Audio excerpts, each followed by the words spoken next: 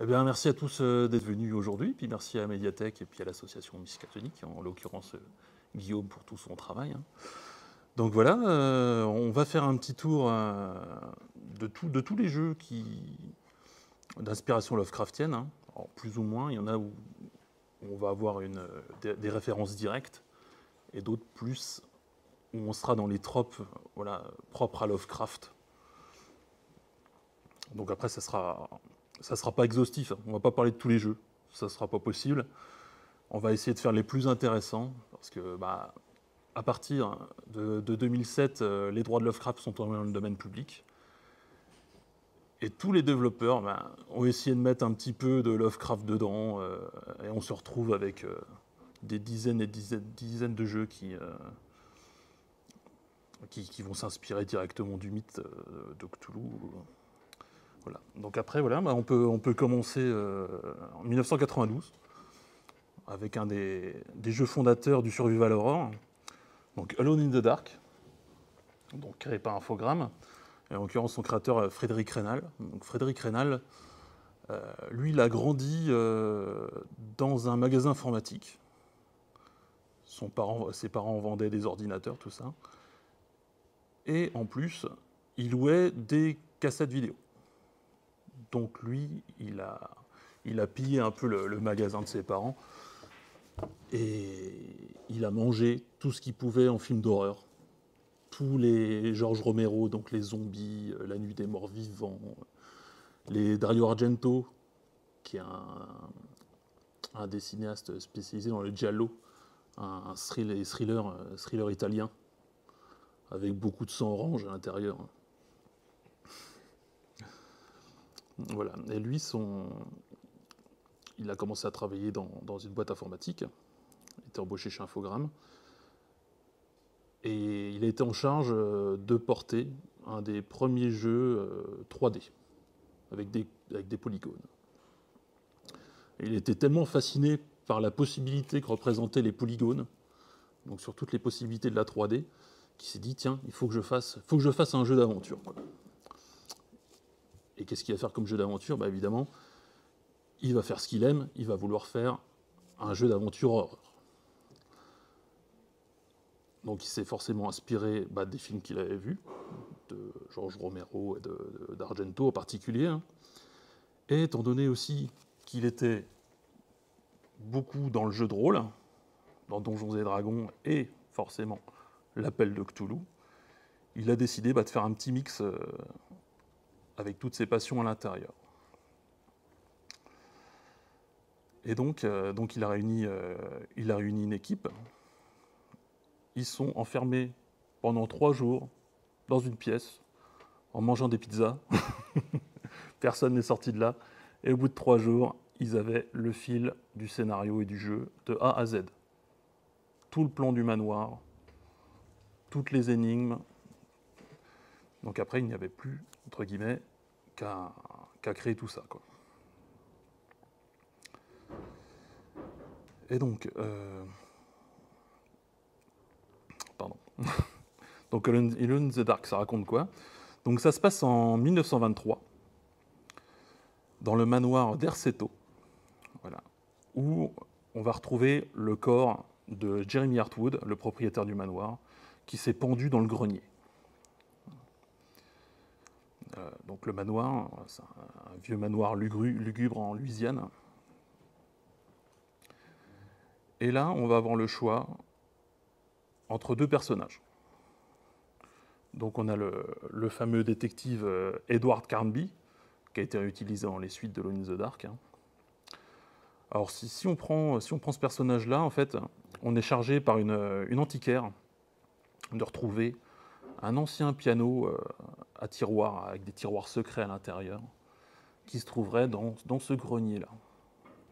Et donc, c'est comme ça que le détective va se retrouver dans le manoir. Pour lui, c'est facile. C'est des vacances payées, quoi, en gros. Si on choisit l'autre personnage, on va incarner Emily Hartwood, qui est en fait la nièce du propriétaire du manoir. Et elle sent qu'il y a quelque chose qui ne se passe pas bien dans ce manoir.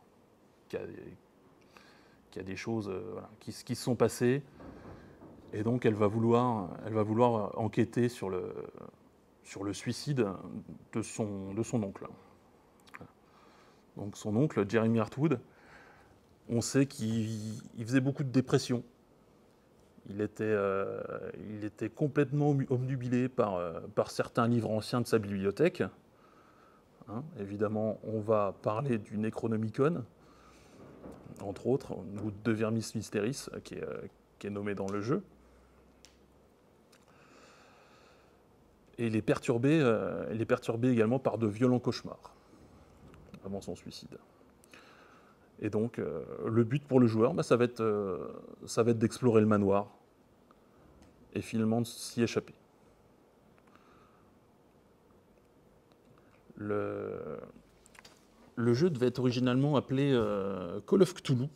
C'était Doom of Derceto, parce qu'il y a eu 2 suites. Il y a eu 2 suites à ce jeu.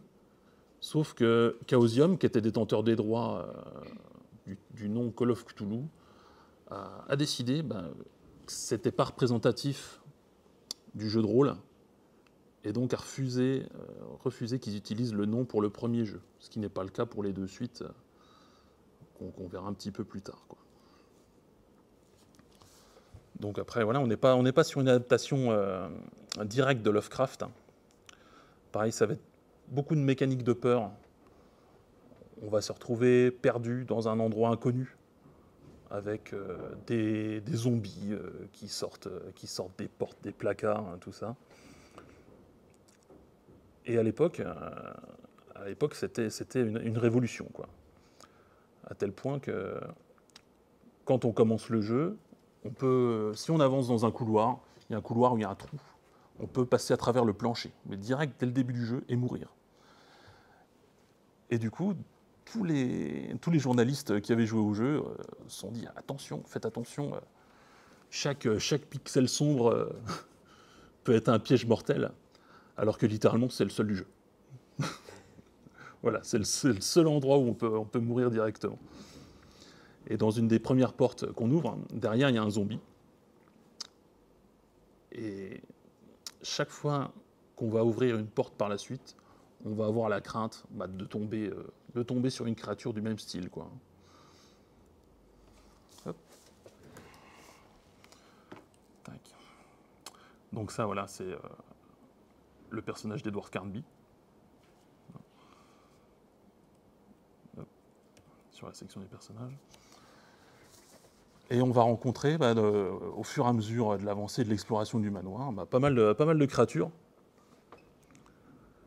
Donc là, je ne sais pas si on voit très bien, parce que bon, hein, ça a mal vieilli les polygones, c'est censé être un chtonien.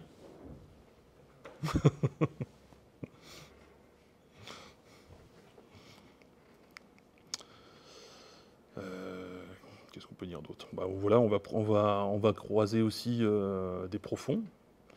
On va pouvoir croiser aussi un Nightgone. Pas mal de créatures comme ça, du JDR, l'appel de Cthulhu, en fait.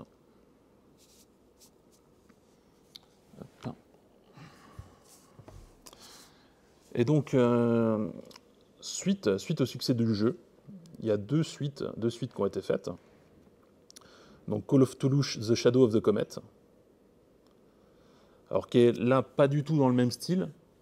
On est plus sur un point and click où un journaliste est chargé de se rendre à Hillsmouth, en Nouvelle-Angleterre, et pas Innsmouth, hein, évidemment, pour prendre des clichés d'une comète passant près de la Terre.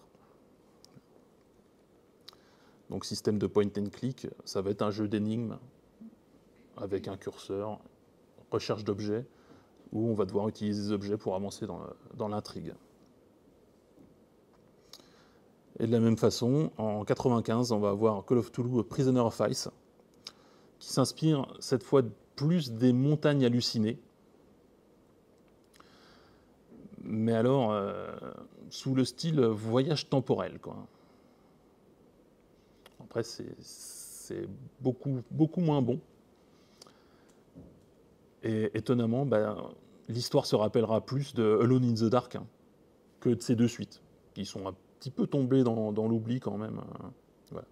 Alone in the Dark a été une telle révolution à l'époque que ça a inspiré plein d'autres jeux, notamment Resident Evil, voilà,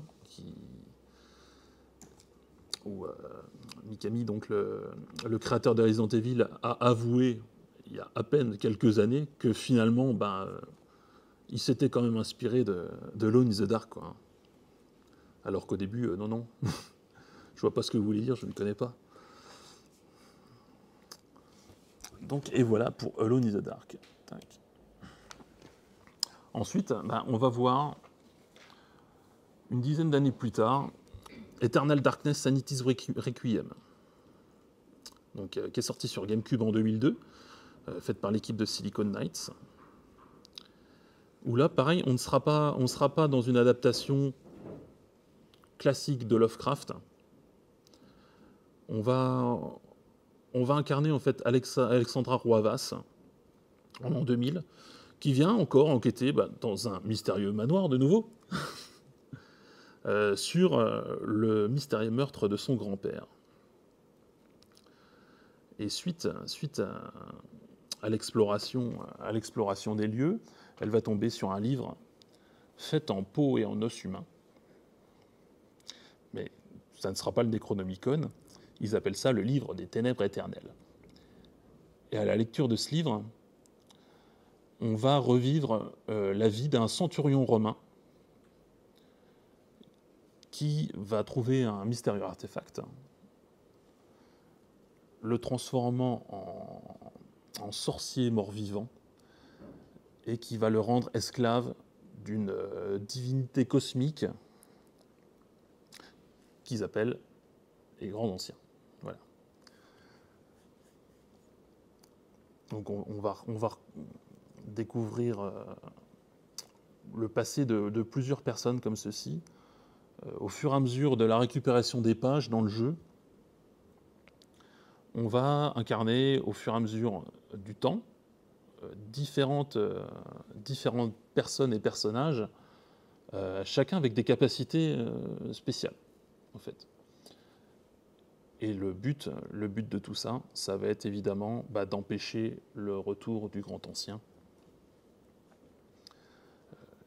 que le centurion mort-vivant essaye d'invoquer de nos jours. Pour Eternal Darkness, la chose la plus intéressante sur le jeu, c'est qu'ils ont mis en place un système de santé mentale. Voilà. Comme dans le JDR, l'appel de Cthulhu. Le système de santé mentale, là, la jauge va augmenter chaque fois qu'on va croiser certains monstres ou certains éléments un peu perturbants, mais elle n'aura pas d'effet direct sur l'avancée du jeu. Ça ne va pas vous empêcher de jouer. Vous ne pourrez pas mourir parce que votre jauge de santé mentale explose. Mais une fois qu'elle va atteindre un certain seuil, vous allez avoir différentes petites choses qui vont apparaître. Il y a votre personnage qui va marcher au plafond, où il va perdre des membres. Il y a par exemple aussi l'apparition sur l'écran du menu du jeu qui va commencer à faire des choses tout seul. Vous allez avoir, voilà, comme sur l'image, une tentative de destruction des données, en fait. Voilà. C'est sûr que quand on voit ça, on panique un petit peu. Hein, au bout de 5-6 heures de jeu, voir que le jeu commence à faire un peu ce qu'il veut, essaye d'effacer les données, ouais, ça angoisse un petit peu. Ou vous avez, voilà, comme sur les anciens écrans CRT, la barre de volume qui apparaît avec des traits verts. Le son va disparaître, on va voir les petits traits diminuer tout d'un coup. On va dire, tiens, il y a un souci de télécommande. Non, ou le jeu va se mettre en mute, ou il va nous mettre même un blue screen. Fatal error pendant 20 secondes. Donc plein de petites choses comme ça. Je crois qu'ils ont fait plus de 50, petits trucs. Il y a même, à un moment, il y a une cinématique qui se déclenche. On voit un trailer en plein milieu du jeu. Hop, to be continued. Voilà, donc plein de petits trucs sympas, et ça marchait si bien, tout ça, que bah, ils l'ont même breveté, ce système de santé mentale, en fait.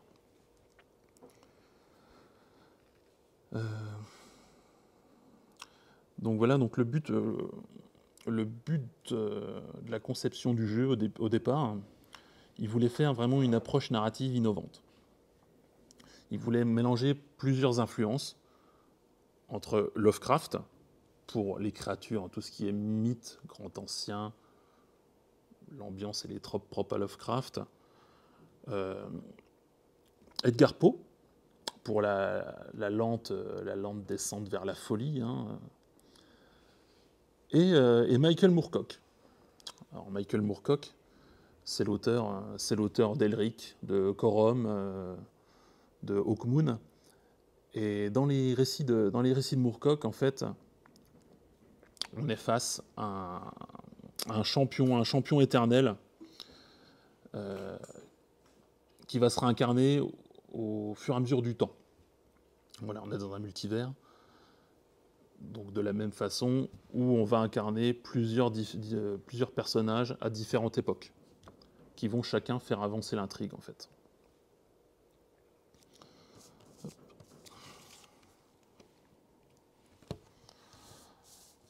Ensuite, voilà, Call of Cthulhu, Dark Corner of the Earth, donc, développé par Head First Productions en 2005. C'est sorti sur Xbox. Là, on est plus dans une adaptation du cauchemar d'Innsmouth.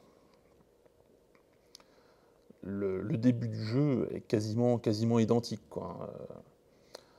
Alors on se trouve en 1922 et on va incarner un détective privé qui s'appelle Jack Walters, qui a passé 6 années dans un asile. Voilà. Suite à une enquête dans une maison occupée par les membres d'un culte étrange.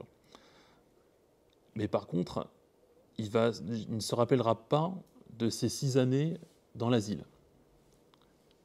Comme s'il avait été remplacé où il était ailleurs, quoi. Voilà. Et donc il va reprendre du service, et pour enquêter sur la disparition d'une personne dans le village de pêcheurs de Innsmouth. Et au début, donc on va pouvoir enquêter, aller voir les villageois, qui sont tous un peu spéciaux. Et notre enquête va nous mener à l'hôtel, dans un hôtel, et on va pouvoir revivre en fait la fuite de l'hôtel de la nouvelle, en fait. Donc à partir de ce moment-là, on bascule un peu plus dans l'action. On est sur un shooter à la première personne, sur Call of Cthulhu. Et là, on va avoir beaucoup d'éléments propres à la mythologie Lovecraftienne, quoi. Que ça soit au niveau des ennemis, où on va forcément avoir des profonds. On va voir, alors là ça va être la foire aux références, hein. On va voir Dagon, Mérhydra, un peu tout le bestiaire Lovecraftien. Sinon, au niveau du gameplay, ce qui était innovant à l'époque, c'est qu'ils avaient mis, on n'avait pas de jauge de vie. Par contre, les coups qu'on recevait impliquaient directement le personnage. Alors qu'il y a une blessure trop profonde, le personnage va boiter, quoi. Donc ça, pour l'époque, oui, c'était plutôt original. Hop. Donc voilà, là c'est le début de l'enquête dans le village. On va croiser tous ces charmants personnages. Et là, un peu plus tard dans le jeu, voilà, un combat contre Dagon.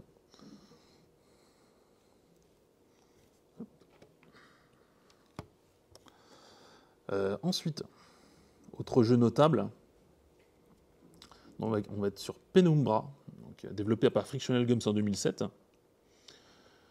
qui est en fait une trilogie. Donc il y aura le premier volet qui s'appelle Penumbra Overture, la suite Penumbra Black Plague. Le troisième volet est en fait un DLC à Black Plague. Et donc de quoi ça parle? Eh bien, là, on va incarner donc le protagoniste principal, qui s'appelle Philippe, qui va recevoir une lettre de son père, Howard, qu'il pense décédé. Voilà, incroyable. Donc celui-ci lui demande de détruire un livre en sa possession. Et dans ce livre, il va découvrir une mine dans le Groenland. Et par curiosité, puis évidemment pour pouvoir retrouver son père, il va décider de s'y rendre. En arrivant sur place, ça ne se passe pas bien. Il n'y a personne, la mine est désertée. Par contre, il y a pas mal de petites créatures. Des petites araignées, des chiens un peu étranges. Et donc sur ce jeu, on est plus sur l'inspiration. Clairement, c'est les montagnes hallucinées. Hein. Et évidemment, on va faire face à une divinité ancienne extraterrestre, venue sur notre planète il y a des millions d'années. Évidemment, c'est un grand ancien. Et on va être encore dans la découverte. Donc le système de peur va avoir lieu par rapport... Voilà, on est tout seul dans un environnement inconnu, qui marche, voilà, ça marche toujours bien, avec des créatures plus étranges les unes que les autres, et puis dans un environnement fermé, que sont les mines du Groenland. Là. Et par les mêmes Frictional Games, en 2010, sort Amnesia The Dark Descent, où là, on va incarner le personnage de Daniel, personnage qui va se réveiller dans un château prussien en 1939. Et voilà, il ne se souviendra de rien. Mis à part, la seule chose qu'il sait, c'est qu'il est pourchassé par une créature. Voilà, le jeu va s'ouvrir sur cette phrase-là, en fait. Et donc, en explorant ce château, où évidemment on est seul, dans le noir, très peu de sources de lumière, on va retrouver au fur et à mesure des lettres. Voilà, beaucoup de lettres qui vont nous apprendre, qui vont nous en apprendre plus sur le déroulement du jeu et du scénario. Qui est Daniel? Qu'est-ce qu'il doit faire? Pourquoi il est là? Et le système principal de Amnesia, c'est qu'il faut éviter les ténèbres. On va avoir très peu de sources lumineuses à sa disposition. Le jeu est très sombre. Hein. Le jeu est très très sombre. Et vous allez avoir une petite lampe à huile qui se vide, mais alors, à une vitesse inimaginable. Si vous en trouvez comme ça dans le commerce, n'en achetez pas. Donc on va être constamment à la recherche d'objets, de lettres. On va devoir résoudre des énigmes pour pouvoir avancer dans le jeu. Donc voilà, donc beaucoup de couloirs très très sombres. La plupart ne sont pas éclairés. Et si on reste trop longtemps dans le noir, la peur va augmenter. On va être plus vulnérable, on va avoir du mal à se déplacer. Et le but du jeu aussi va être donc de trouver toutes les sources de lumière possibles et imaginables et d'éviter le plus possible les ennemis qui ne tarderont pas à arriver de toute façon. On est dans une ambiance très noire, très pesante, avec des petits bruits, des craquements. On est tout le temps en train de se retourner parce qu'on a toujours l'impression d'avoir une présence autour de nous. C'est très particulier. Hein. Moi, je vous conseille de jouer à ça voilà, dans le noir avec un casque. Parce que le jeu est vraiment, vraiment très sombre. Hein. vous allez peut-être augmenter la luminosité de votre écran à fond, hein, des fois, parce que on voit quand même pas grand-chose. Et les sources de lumière sont vraiment très très rares. Là, on est plus dans une ambiance un peu comme dans des rats dans les murs de Lovecraft. On ne peut pas attaquer dans le jeu, donc il faudra éviter les ennemis par différents moyens. Donc voilà ce que je disais, éviter les zones d'ombre pour faire baisser la jauge de santé mentale. Et ça pèse vraiment sur les nerfs des joueurs. Si vous voulez vraiment vous faire des petites surfroides, moi je vous conseille très fort Amnesia. Il marche très bien.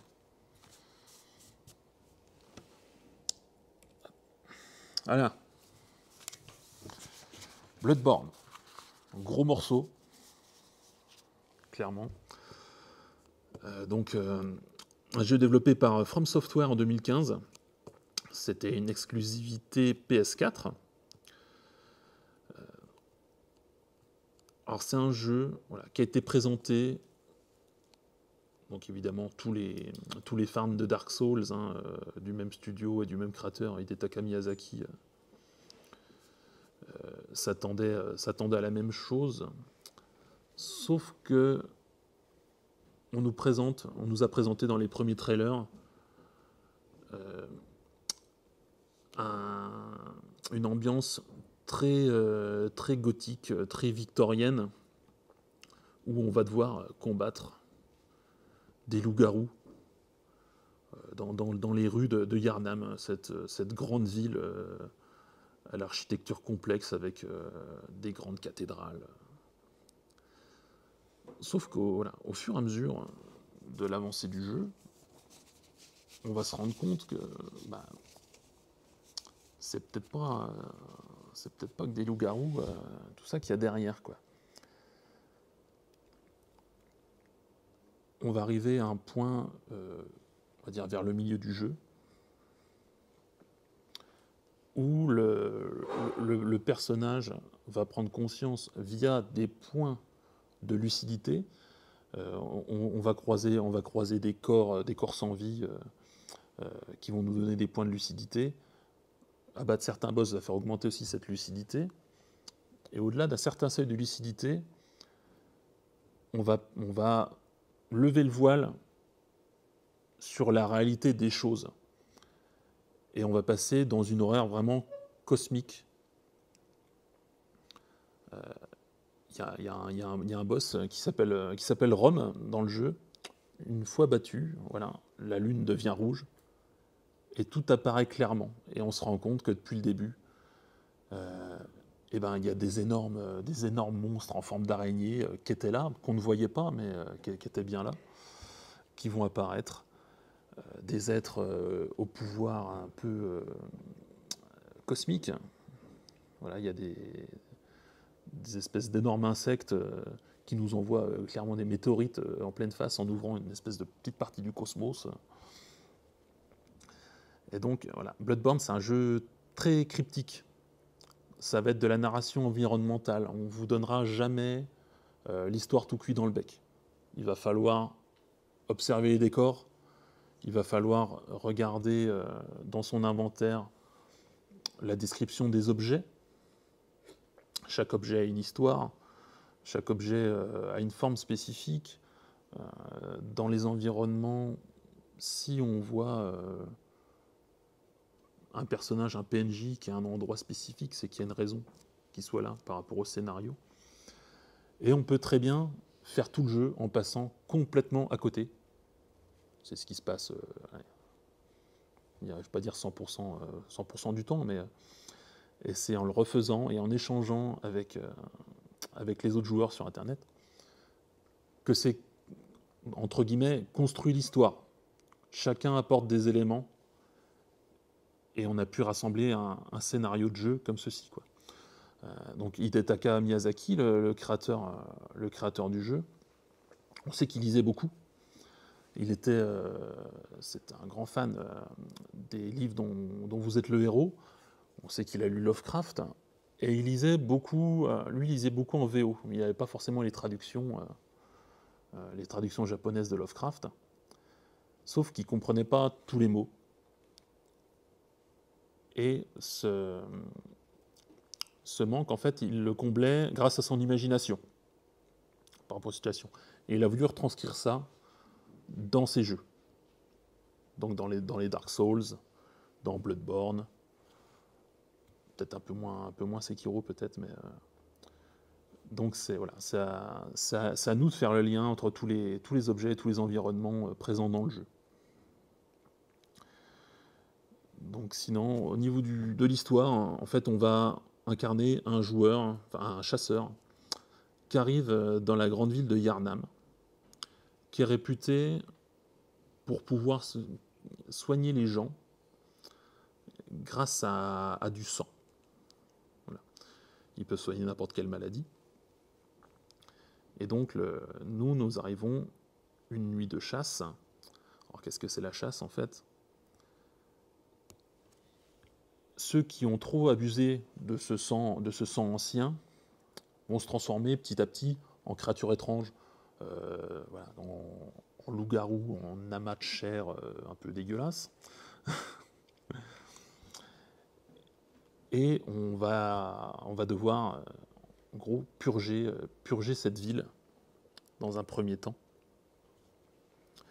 Et on va apprendre qu'en fait, les habitants d'Yharnam ont découvert des souterrains sous la ville. Souterrains où ils ont trouvé des grands anciens, ceux qui nomment les grands anciens, les Great Ones. Et ils ont réussi à extraire le sang de ces anciens-là pour l'utiliser de diverses manières, donc pour soigner. Et là, il y a une séparation entre les deux grandes entités de la ville, on va dire. Le clergé, d'une part, qui va essayer de recréer un grand ancien en faisant d'expériences sur les habitants, sur les enfants. On va se rendre compte, une fois qu'on connaît l'histoire, on se rend compte dans le jeu qu'il y a des petites créatures bleues avec des espèces de tentacules qu'on va croiser à différents endroits, que ce sont ces enfants-là qui ont subi les expériences. Donc le clergé d'un côté, et une autre partie qui, eux, va utiliser le sang différemment, en fait. Dont fait partie, en plus, les chasseurs.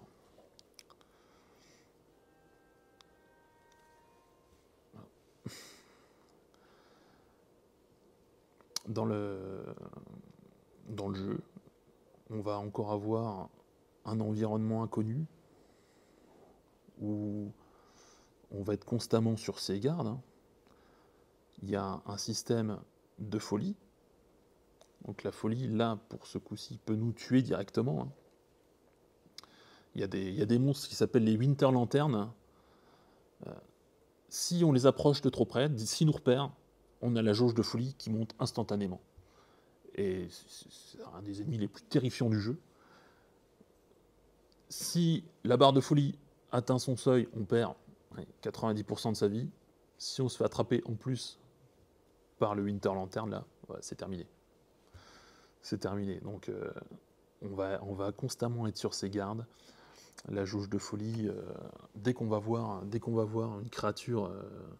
alors ça se passe pas trop au début du jeu, c'est plus dans la deuxième partie, quand on va se rendre compte qu'il y a des entités cosmiques en fait, qui dirigent tout ça. On va croiser pas mal d'ennemis qui vont nous faire des dégâts de folie. D'un autre côté aussi, on va avoir le côté où on va se retrouver dans différentes dimensions entre rêve et cauchemar, qui vont faire penser forcément au contraire du rêve de Lovecraft. Il y a une zone qui s'appelle le rêve du chasseur, qui est on va dire un hub central, entre guillemets, où on va pouvoir accéder à plusieurs zones, mais c'est une zone où il n'y a pas d'ennemis. Voilà, c'est là où on va pouvoir créer ses armes, acheter du matériel, et c'est une zone totalement calme. une autre zone, par contre, qui s'appelle le cauchemar de Mensis. Alors là, ça va être, par contre, une dimension encore différente. Mais alors, tout va nous agresser tout le temps. Que ce soit les ennemis, que ce soit la folie. Et là, on est plus sur la fin du jeu.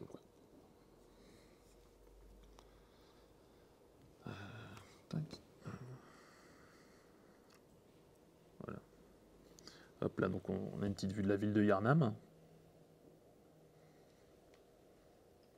Ville qui est vraiment tentaculaire. Hein.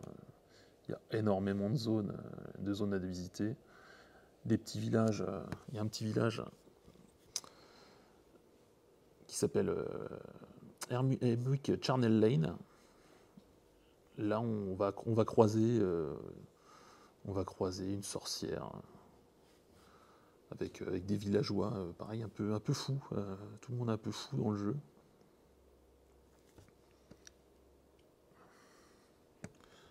Donc voilà, ça c'est au début du jeu dans la ville de Yharnam. Hein. Donc voilà, environnement très gothique. Voilà, fait penser à un environnement victorien.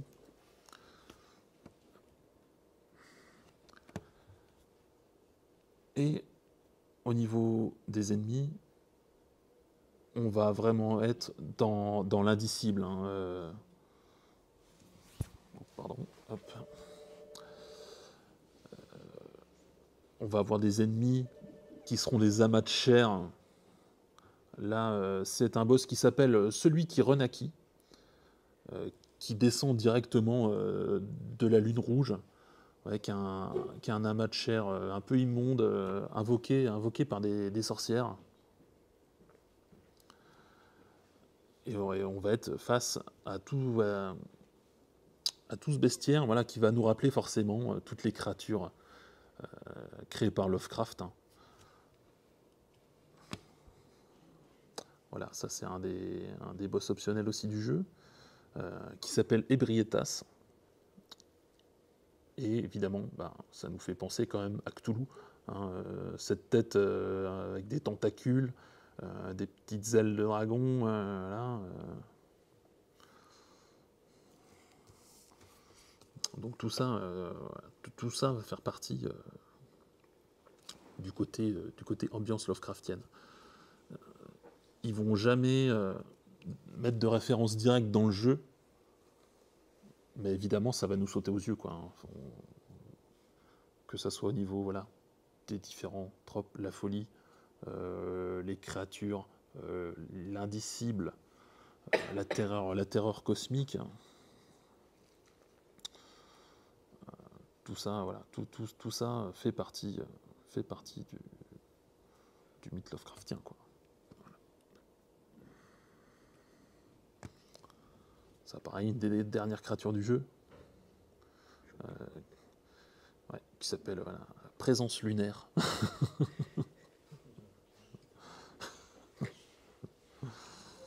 Voilà, qui manquera pas de faire penser à certaines créatures. Hein. Et plein de zones, il y en a plein de zones optionnelles dans ce jeu qui est vraiment gigantesque à explorer. Il y a une zone, moi, que j'aime beaucoup, qui s'appelle le château de Cainhurst, qui est une zone totalement à part, qui va nous demander en fait de nous rendre à un certain moment du jeu, d'attendre devant un panneau. Et, il y a une des rares cinématiques du jeu qui va se lancer, il y a un carrosse qui va arriver, qui va nous emmener près d'un château, où on va rentrer, d'énormes bibliothèques. Et par contre, ce château-là, on est sur un bestiaire totalement différent, qu'on verra pas dans le reste du jeu. On sera plus face à des spectres, des choses comme ça, plus dans une ambiance un peu Dracula. Et on va explorer ce château. On va tomber inévitablement face à un boss. Et une fois ce boss battu, on se dit tiens, ça y est, j'ai terminé la zone. Et non. Il y a tout un voile de la réalité, encore une fois, qui se lève. Et on va découvrir que une autre partie du château était encore cachée derrière, quoi. Et tout ça va alimenter énormément l'lore du jeu. si toutefois on a la patience de creuser, hein, parce que tout est relié évidemment dans Bloodborne.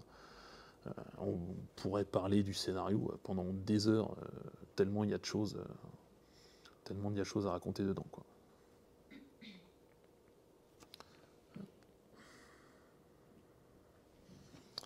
Alors là, on change d'ambiance. Everybody's Gone to the Rapture, qui est développé par Chinese Room, qui est sorti en 2015 sur PC, et maintenant c'est disponible aussi sur PlayStation, Xbox. Hein. Là, on est face à un walking simulator. Pas de combat, pas d'ennemis, rien du tout. On va suivre une histoire en se déplaçant au fur et à mesure dans le village. Là, on se trouve dans un petit village d'Angleterre. C'est tout mignon, c'est tout beau. Hein. On va avoir des jolis paysages, le jeu est très très beau. Donc on est dans le village de Yoton. Et on arrive dans ce village qui est totalement désert. Il n'y a plus aucun habitant. Par contre, on va apercevoir des petites orbes lumineuses qui sont un petit peu inquiétantes, mais en fait totalement inoffensives, qui vont nous faire revivre le quotidien de certains habitants. Et en interagissant avec ces petites orbes-là, on va découvrir progressivement l'histoire du jeu. L'histoire du jeu qui fera énormément penser à la couleur tombée du ciel. Alors, on est dans un walking simulator, il y a 6 zones différentes. Si on suit les orbes, une orbe va en mener à une autre. Et on peut très bien suivre les orbes qui ne seront que les orbes principales et passer de tout un pan narratif du jeu qui est forcément le plus intéressant. Donc, on a tout intérêt à aller explorer les différentes zones de ce village pour en apprendre le plus possible sur ce qui s'est passé sur les habitants et comment tout ça est arrivé. Donc voilà, pas d'ennemis ici, que des jolis paysages.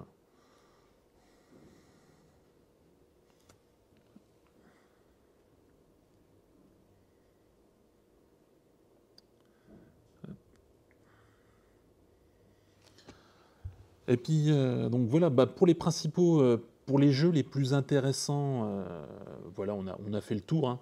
C'est vraiment ceux qui vont ressortir du lot par leur mécanique de gameplay, leur ambiance. Et on se rend compte finalement que les jeux les plus intéressants, c'est pas ceux qui citent directement Lovecraft. Hein. C'est ceux qui vont puiser leur imagination dans le mythe, sans forcément citer telle créature ou tel endroit, quoi. Voilà. Sinon, à noter, quelques jeux à noter. Hein, Quake en 1996, d'id Software. Alors pourquoi on parle de Quake? Parce que ça peut paraître quand même à l'opposé de tout le mythe Lovecraftien. Hein. Mais en fait, Sandy Petersen, donc le créateur de l'Appel de Cthulhu, a été développeur sur ce jeu-là. Donc en fait, c'était une équipe de 4 principales personnes. Hein. Donc John Romero, qui avait créé Doom, hein, avec John Carmack. American McGee, à qui on doit Alice Madness Returns, qui était un très très bon jeu d'ailleurs. Et Tim Willits. Et en fait, chacune de ces 4 personnes-là devait créer un niveau. Sandy Petersen, évidemment, qu'est-ce qu'il fait? Il va créer un niveau en rapport avec Lovecraft. Donc c'est vraiment un niveau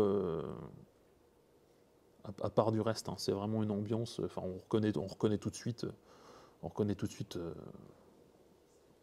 Le côté Lovecraftien de la chose. Et ça va même finir par un combat contre Shumnigurat. Hein. Donc, voilà, pour vous dire.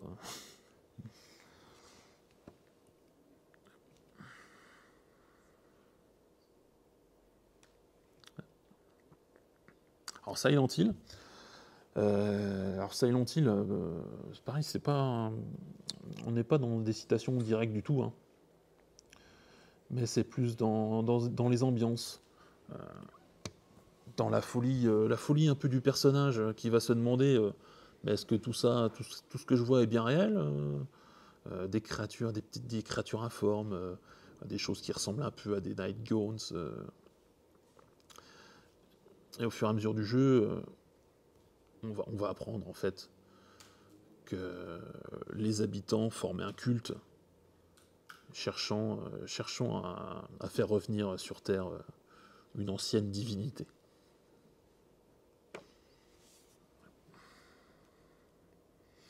Alors Darkness Within, pareil, on est sur un point and click.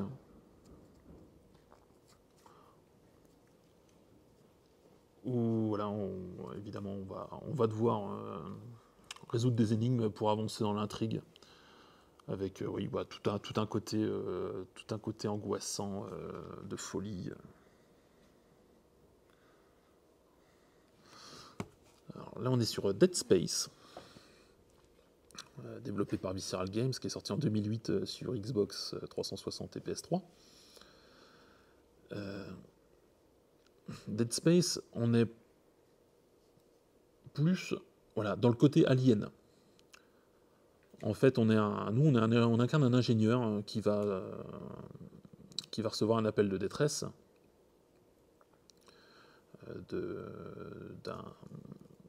d'un vaisseau qui s'appelle le Lishimura, je crois en plus.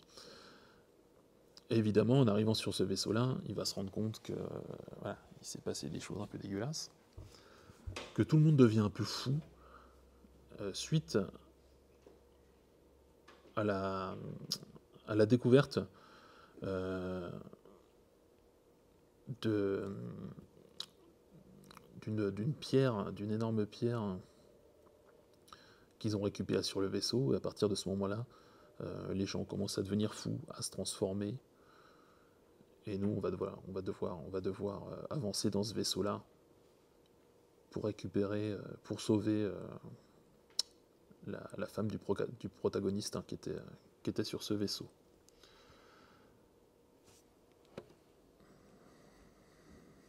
Alors ça, c'est le Call of Cthulhu développé par Cyanide.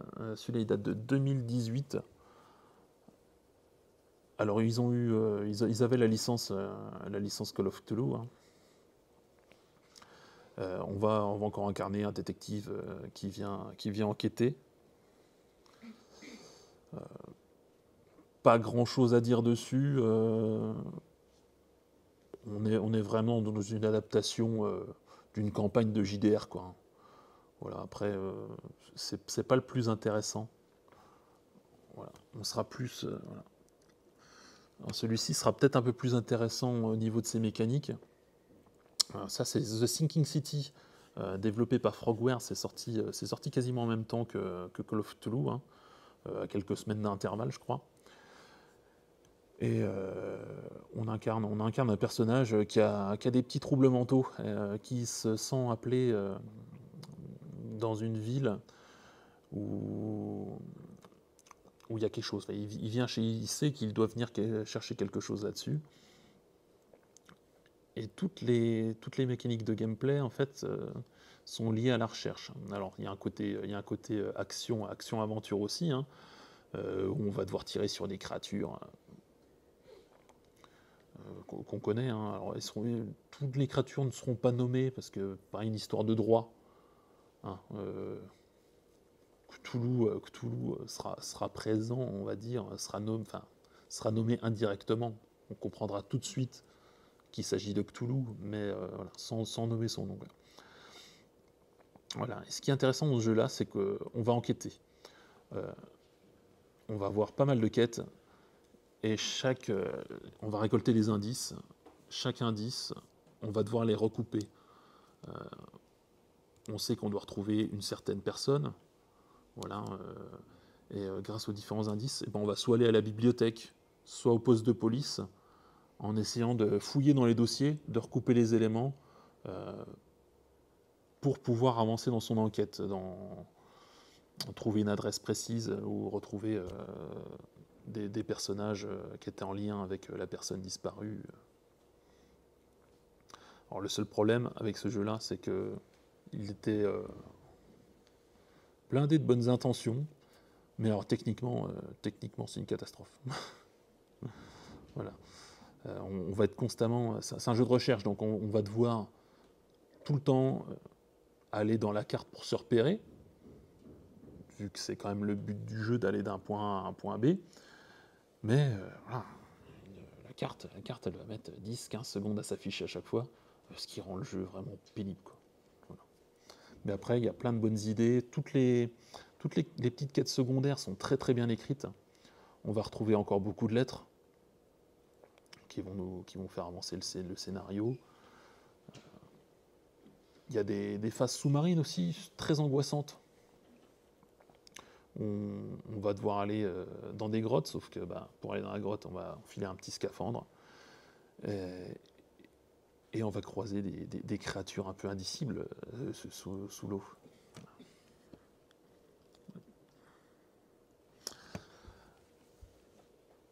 Et donc là, c'est Call of the Sea. Donc c'est sorti l'année dernière, c'est en 2020, développé par Out of the Blue, que vous avez peut-être pu tester avant cette conférence, avec une ambiance très pulp. Là, on va incarner la dame là, qu'on voit sur la cover du jeu. Et elle souffre de violents cauchemars. Elle a des petits soucis de peau aussi. Et elle va vouloir retrouver son mari, qui aurait trouvé potentiellement le moyen de la guérir de ses maux sur une île perdue dans le Pacifique. Et là, on va être encore, comme dans Everybody's Gone to the Rapture, dans un walking simulator.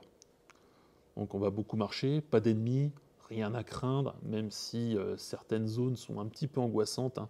Il y a un niveau où on va devoir explorer un navire éventré sur le bord d'une plage pendant une tempête. Et on va être constamment à la recherche de son mari qui a toujours un petit peu d'avance sur nous. On va retrouver des lettres au fur et à mesure qui vont faire évoluer l'intrigue. Et on va se rendre compte que cette dame naît sur cette île, c'est pas par hasard, quoi, hein. Voilà. On va avoir des petites phases, des petites phases sous-marines où elle va avoir des rêves étranges, où elle va être un peu sous forme de poisson, enfin de profond, hein, à pouvoir nager dans des environnements marins. On va avoir un petit aperçu d'une créature gigantesque sous l'eau qu'on voit au fond de l'eau, voilà, qui rappellera forcément Dagon. Et puis, non, jeu très sympa, hein. Il n'est pas très long, je crois que 5-6 heures, on en voit le bout, hein, mais voilà, les énigmes sont plutôt originales. On passe un bon moment là-dessus. Et donc, voilà. Là, on est sur Conarium. Et Conarium, on va être vraiment sur de la grosse inspiration, les montagnes hallucinées, quoi, hein. Voilà, on est dans le froid, la neige, on va devoir enquêter au fur et à mesure sur des événements étranges qui vont se passer dans la base. Et puis on va croiser des créatures qui vont forcément nous dire quelque chose, des anciens, ce genre de choses, quoi. Donc celui-là était pas mal intéressant aussi, ouais. Et voilà. Eh ben, écoutez, on a fait à peu près le tour. Voilà, en tout cas, des jeux qui méritent qu'on s'arrête un peu dessus. Après, on aurait pu parler de Cthulhu Save the World ou des choses comme ça, mais bon, on est plus dans la petite blague qu'autre chose, quoi.